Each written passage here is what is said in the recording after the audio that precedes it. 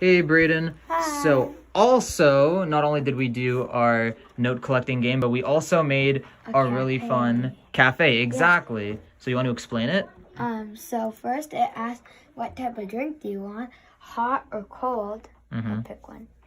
Oh, you want me to pick one? Yeah. Okay, let's do. I liked your hot drinks. Yeah, hot. Hot, okay, hot. And then it'll ask to choose an item from the list below.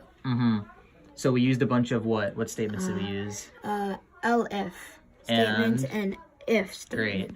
So we used a bunch of if and elif statements to make sure that we have all these different options. So here and also an else statement for our fail-safe.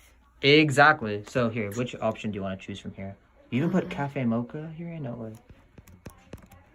Okay. And then lastly, it'll say you have purchased whatever you have chosen on the item below. And we did this for all of them, right? Yeah. But if you do something like a typo, it'll say this item is not on the menu. Yeah, if you don't choose hot or cold. Something like that. Like after hot and cold, I'm pretty sure. Yeah. But yeah, and then let's just quickly look at your cold drinks.